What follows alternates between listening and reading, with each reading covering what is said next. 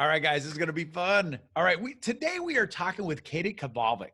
A few years ago, get this, 2 consecutive accidents caused Katy to sustain multiple life-altering injuries that forced her to relearn just about everything, including how to walk. That experience of intentionally needing to put her mind and body back together inspired her to embark on this international journey to learn holistic mind, body, spirit wellness. Now, today, Katy has dedicated her life to sharing everything she's learned to empower others like you and me on our wellness journeys, whether that's the living room, the boardroom, anything in between. Katy now speaks on stages around the world when it's safe and legal to do so. She's also a coach and the creator of the Harmony Method, which offers people a blueprint for work-life harmony. We obviously have a lot to talk about, so let's get to this. Katy, welcome to Dream, Think, Do. Thank you, Mitch. I'm excited to be here. Oh, me too. I'm so glad you're here. So speaking of glad you're here, let's talk about these accidents for a second, because you had 2 major accidents in a short period of time. Give us the quick background on that. Sure. So this was over 13 years ago. Yeah. I was a corporate sales executive in the medical device field, and then I was a competitive triathlete. Of course. It was, this is the perfect podcast for me. Right, exactly. So I was on my bike with a bunch of cyclists, and out of nowhere, I was hit from behind, and I crashed. And I was on my race bike, and so my clips were really tight, and so I didn't clip out. So I crashed, and then I slid, and I twisted. And so when I woke up, I had 2 herniated discs, I had a concussion, my hips went out of alignment, and I 3/4 tore my MCL and ACL. Not good. And it was really, it was crazy. So I went, I was going to the doctor, I was getting recommendations. It was one of those things, I didn't rip my ACL completely. So they were like, okay, let's do physical therapy. And then my discs and things, they were like, okay, let's just get this stabilized. And so I took about a week or 2 off of work. And it was crazy because it was one of those things that I was just in denial. I mean, have you ever been in denial of something? I don't know anything you're talking about. Absolutely. Kind of that, oh, it's going to be fine. No big deal. I'll shake it off. All of that. And it sounds like you couldn't really shake it off. Yeah. It was one of those things that just doing triathlons for so long, I was one of those things I was like, oh, I'm just sore. It was kind of that mental thing. And so I went back to work way too soon, and I was in physical therapy and trying to get better and trying to get information. And again, I was in the medical device field. So part of my background is science and medicine. So I was being referred to top doctors and orthopedic surgeons and just trying to get information. And literally 3 months to that date, I was in my car going to see a client, and I was in a hit and run accident where the back end of my car went in the center of my car and my seatbelt didn't catch me. Oh. And my forehead hit the steering wheel very hard. And the car left the scene that hit me. And I basically felt paralyzed. And I was raced to UCLA in an ambulance, and I thought I broke my neck. And when the CT scan came back, I didn't break my neck, but I had injuries on top of injuries on top of injuries.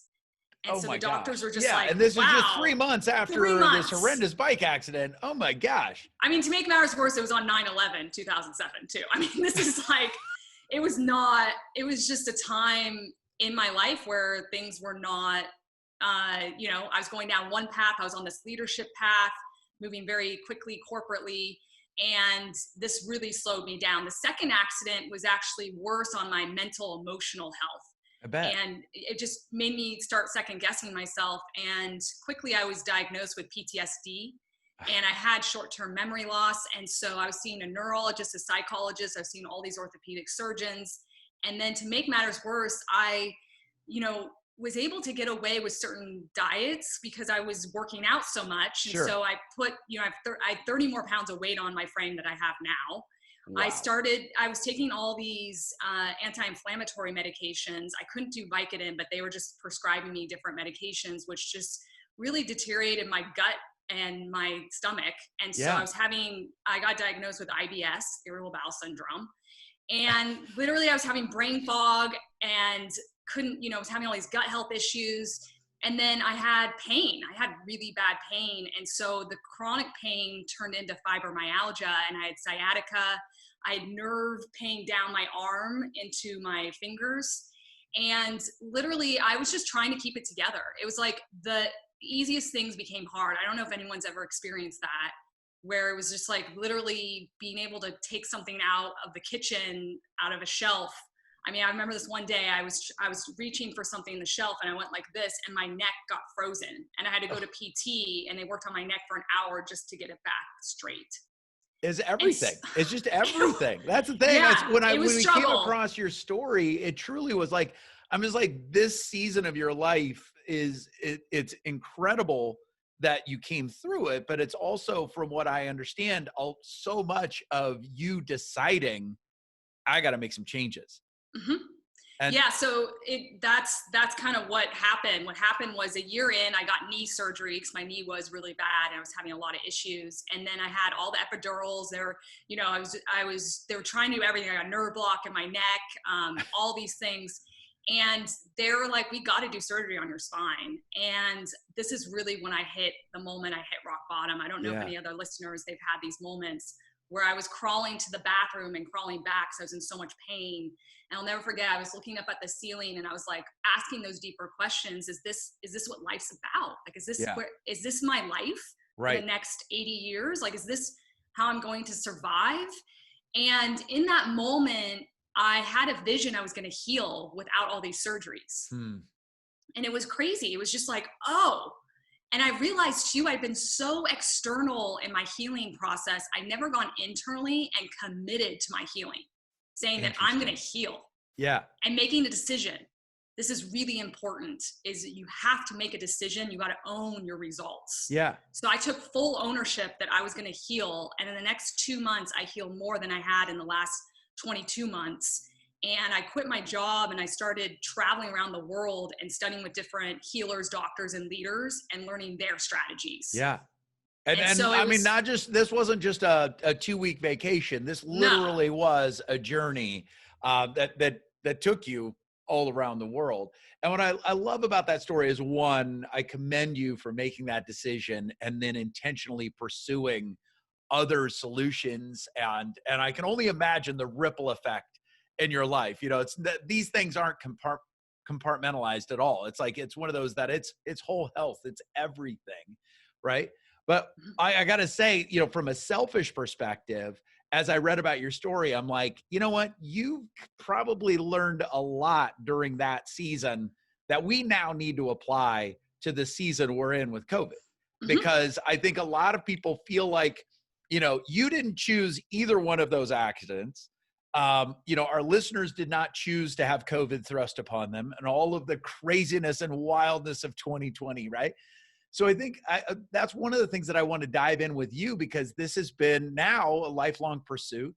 You really have gone and said, all right, what do we need to do in the case of physical healing, but also emotional, spiritual, all of those things.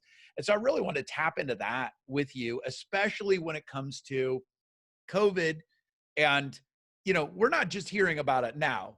Now we're starting to understand aspects of it. Others are still a mystery. And the big question is, when will normal ever come back, and or what will normal look like, right? So it's a whole nother level of perseverance and sticking with this thing and kind of thriving. So I really want to tap into that with you, to be able to say, all right, what are some of those things that you learned during this season that you yourself are applying to this wildness of 2020 and COVID? Well, the biggest thing is really looking at resilience skills and life skills of how to manage stress and how to navigate. So resilience means to bounce back from adversity in a positive way, and to be able to navigate, to put one foot in front of the other and to keep going. And it's learning how to be flexible and adaptable, but it's also learning for you, because everyone's a little different, how you manage stress and where you are in the clarity of your purpose and what's the environment that's around you. Yeah. So true. Yeah, it's really true. And so I work primarily with thought leaders and executives and CEOs. and entrepreneurs. And so this has been not only personally such a journey with a lot of my clients and the trainings I've been doing, but professionally as well, how we've dealt with so many things. I mean, could we ever predicted what happened in the last 8 or 9 months? Right. And so the first thing to look at again is a sense of purpose. When you go into resilience studies and the data that's out there, there's a lot of moving variables, but there's 2 main variables that are consistent. So the first thing is to have a sense of purpose. And I think this is really important, is to go through a discovery phase of your values and what's most important to you and where are you going, where you have clarity on what are those actions they are going to make it so that you can get there. Because if you don't know where you're going, you're fragmented. And so you're kind of all over the place, which creates a lot of stress. Yep. And we can't focus. We're not calm. We're all over the place. And it feels like we can't get anything done. And it's just, we're reacting versus responding to our environment. That's awesome. And what would you say? I know you work with a lot of leaders on this. What are a couple of your favorite questions or strategies for helping people get clarity, or a little bit more clarity on purpose? I think it's, what's most important to you, getting really clear on, I call it the primary energy, but it's areas of your life. What is most valuable to you, and how is your time management reflecting that? How is it what you are being, your sense of being and who you are on the deepest level is reflecting in how you're doing things. And then that's reflecting on what your results are. Yep. And so it's going deeply into, and this is even when I'm working on leadership presence and getting congruency in, and where you're, you look at your breath, your thoughts, emotions, feelings, words, action, behaviors, everything's in alignment, and you have clarity and you're executing from there. That's powerful. Yep. And Absolutely. then what do you do in COVID when there's so much uncertainty and so many things going on? It's a new challenge every day. How do you stay centered? Yep. How do you stay in that calm, focused place? And so it's being able to, I think the first step here too is looking at how you breathe. So let's talk about that. I love that. I like the big, broad, get clear on purpose, but let's drill down to how do you breathe? Because I think it's these kinds of things that this is the kind of stuff you can start to apply immediately. Right now. So let's talk about that. So this is really important because, we're in this time right now where we're in this meditation. We hear all the time that we need to learn how to meditate. We should meditate 10 minutes a day. And working with thousands of people, what I've realized is that we were never taught how to breathe correctly. It's true. And so we have all this pressure that, we could just be so calm and focused and have everything together if we just learn how to meditate. And no one's really speaking about how do we actually breathe correctly so that we can calm down our parasympathetic nervous system and be in rest and digest, and to be able to slow way down. I call it slowing down to speed up. Yes. And so this is the first step I work on with every client, because this is life-changing. We have to elongate our breath. Most people breathe anywhere from 14 to 17 breath cycles a minute, which is crazy. I breathe around 4 to 6. Okay. And so what we need to work on is elongating our breath, especially the exhale. And so in Zen, for instance, they have the saying where when you inhale, it represents birth, the top of the inhale and part of the exhale is life, and then the exhale is death. And so in general, people are very good at breathing in, but they're not very good at breathing out. Yeah. And so there's a correlation there. And when we're able to elongate our breath, especially that exhale, that's going to make us come into the present moment. Because most of the time we're in the past or we're in the future. We've got lists going on, we're thinking, our thoughts are everywhere. It's very fragmented. So we got to slow down. And then another aspect is that we need to breathe at the top of our inhale. Okay. Tell me more about what that means. Okay. So because I think most people hear inhale, it's like, well, isn't that breathing? Right. So so absolutely. What do you mean? Well, when we look at anxiety and stress, which happens a lot of times when we're in a time of uncertainty like COVID, we actually, our breath cycles are shorter. And we actually, when we have anxiety or we get nervous, we exhale completely and then we speak, or we exhale halfway and then we speak. And so we're actually pushing our vocal cords. We're pushing them. And actually, we need to be speaking from our transversus, which is kind of where the zipper of your jeans would be, and using your full entire body. I call it the 360-degree breath, where you're using your whole diaphragm, because your lungs are also in your back. So I do this exercise where I put my hand on my clients, or when I'm in class and training people, doing an exercise where you just put your hand on your back. So you could do this at home with your spouse or your kids, and just breathe into that hand. And most of the time people it does not move. And so it's really, how do you create more space internally? And that allows the body to calm down and really come into a healing state where you can you can be able to focus. So this breathing is really important, because we're taught, we have to meditate. There's a lot of research on meditation and mindfulness, which they're slightly different. And I think if we can learn how to elongate our breath, that is going to be the step that we need to focus on to get into a meditative state. And an area that you can really focus on this is when you're listening. Because I think all of us need to improve our listening skills, even me. Yes, right. And so I have this 4 stages of listening that I speak about, and we can practice this elongation of the breath that's going to calm us down. It's going to make us have a deeper connection with whoever we're speaking to, and ourselves as well. And we're going to actually hear what's going on, because I think part of this with resilience and building skills, especially in COVID, is we need to be listening deeper on what is really going on in our intuition, and what is our deeper, beliefs and values, and our needs. How are we communicating that and being able to connect about it? And so to me, it's also an advanced communication skill as well. That's awesome. So let's talk about the elongating, and let's link that up to listening, because I so agree with you. And it's whether it's as a host or as a coach or as a dad or a husband, whatever it's so important to listen more often, right? I love the acronym WAIT, which is the why am I talking?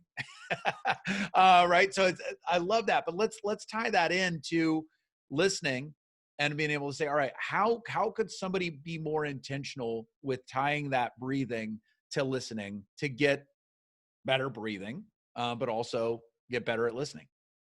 Well, I think it's looking at, again, I have these 4 stages of listening that we could go through briefly, just to tie everything in. I love it. It's really looking at, I have stage 0, which is no listening, speaking only. We've all been in those conversations. Maybe we've been in that seat. We know that person. We know that person. So I don't even have to go into detail. It's like, you're not even in the conversation. So let's just go straight to stage 1. Stage 1 is subjective listening. And that's where 90% of most people are. And that's where we're taking in information. We might be distorting, deleting, and generalizing it. And we're really taking it personal. We're making it about us. And we're making it and again, this is an aspect that we all do naturally, that we want to connect. And naturally, that's what we want to do in communication. And there's an element where we might be, taking over the conversation and being like, oh, well, that reminds me of when that happened to me, and this is what really is going on. We might be giving advice where that might not be the right thing to be doing. Right. And so maybe asking more questions, but just be aware of this. This is just awareness. The first step is awareness. And then we go to stage 2, which is listening, but not being present.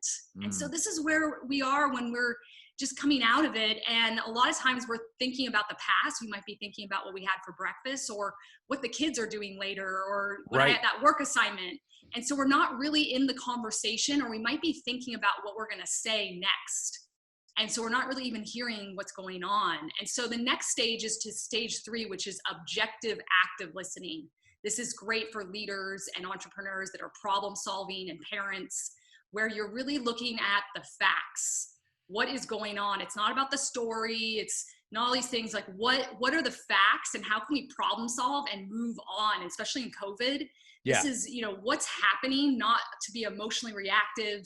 How can we respond, get clear, slow down? What are the things, and get everything in front of us? A lot of times we think we got to keep doing, and it's this, hamster wheel.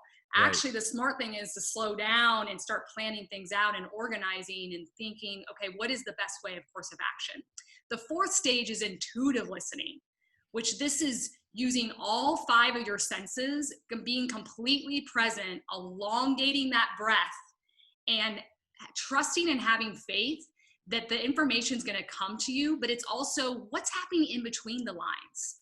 Because a lot of times we're in these surface structures. How do we get to these deeper structures of what is really going on? Yeah. What's the meaning here? What does this mean for this person or this problem solving situation within your job or at home? And so you can connect on that deeper level, and this saves so much time, because once we can get to the heart of the matter, we can come up with a solution, or maybe just, even if it's just a connection with your spouse or your partner. Yep. And then be able to connect and be moving on the rest of the day that way. I love it. And Well, and so it's one of those, I mean, great listening should not be revolutionary, but especially in today's day and age, if you really listen well, it totally sets you apart, right? And people feel more comfortable, trust goes up, you are getting better information, and there's a very good chance you're actually having more effective communication happening too. So I couldn't agree more. And I love these 4 stages. And again, avoiding stage 0 for sure. So I love that. So let's lay the breathing over this newfound wisdom of being able to say, all right, which stage am I in?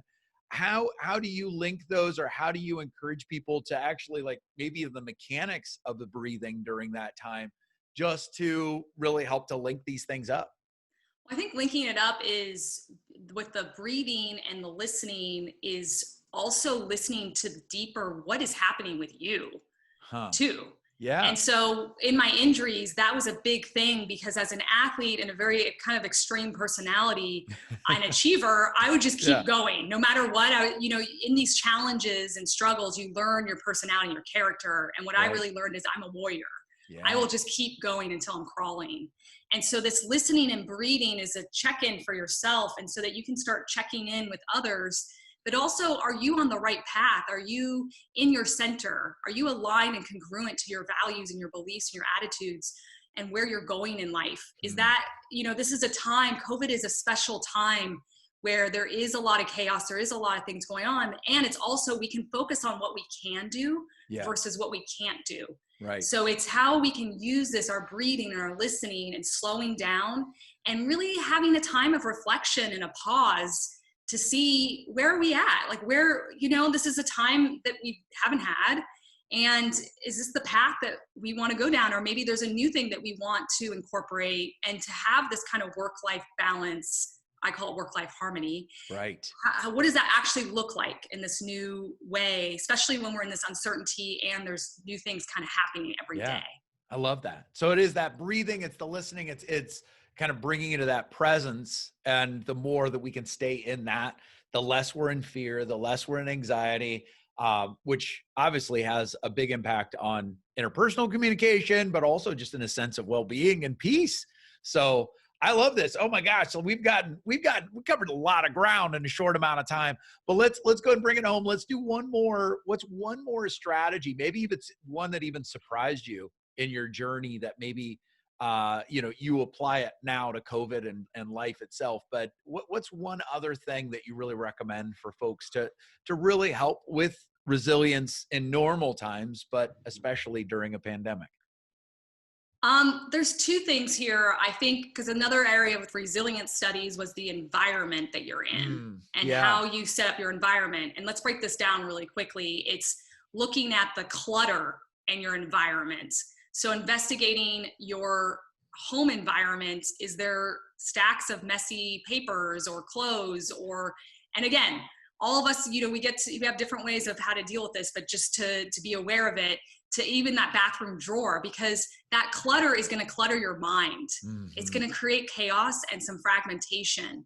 So a time to just kind of organize. How do we get that environment set? The second area here too is, how do we set up, once we get clear on our goals and our habits, looking at our habits too, and we might, have some new goals since we're at home a lot, how we might, from everything from increasing our sleep to a morning routine to, understanding how we can compartmentalize work hours, all these different things. Once you get clear on that, remember, we're slowing down to speed up, then how do you communicate that to your immediate environment, from coworkers to your spouse to your kids? How do you communicate that this is important, that I need 10 minutes in the morning to be able to walk around the block twice or to do some breathing exercise to center my energy, because when I take care of myself, then I can be completely present with you and take care of you. Yep. And so it's these little things of how do we communicate boundaries and do it in an effective way to have that deep connection, so that we're setting up so that we're in flow, because we want to be in flow. Right. And we want to be able to be calm and focused in this uncertainty of COVID, in all the chaos that's going on. We don't know what's going to be happening in the next few months, but how can we take care of ourselves? And that's how we're actually contributing to the overall calming down and environment, from your Zoom calls and your meetings to with your kids. How can we be in our centers? So I think Yep. that's really, that's kind of the last. I There's so love it. much more, but I this know is this. so Like, I'm so glad we got 4 more hours. We're gonna have you back, Katy, because seriously, this is gold, and I so appreciate it. But I do think that the environment is so critical, maybe more now than ever, because especially I know some are returning back to some workspaces and things like that, but so often a lot of what you're doing is still on Zoom, and it still is different than what it was before, and so it's almost easy to dismiss, oh, that's just a bedroom. I'm working out of the bedroom. But those environments matter, or giving yourself that space, in the morning, or the routine makes all the difference. But it is amazing how I think when we give ourselves the gift of those kinds of routines that move us into flow more often, I see that reflected in those around us, right? Like when you give yourself permission to do that, other people also learn from that and hopefully are inspired to do the same thing as well, which then has a ripple effect too. So I love this. Katy, so much gold. I so appreciate it. I know people are going to want to find out more about you. So where's the best place to track you down on the webs? It's great. Just come to my website at www.katykvalvik.com. You'll see the spelling. I know my last name's always a mouthful. But you can get more information about one-on-one coaching. And then I also do virtual trainings for That's companies and fantastic. individuals. We'll put all of that in the show notes as well. So, Katy, you are the bomb. We so appreciate you. Thank you for being generous, and thank you for these specific strategies. Because, again, whether we go back to what normal was or we establish a new normal, so much of this is choice, and I think you're helping us to make those right choices. So we so appreciate you. Thank you so much, Mitch, for having me.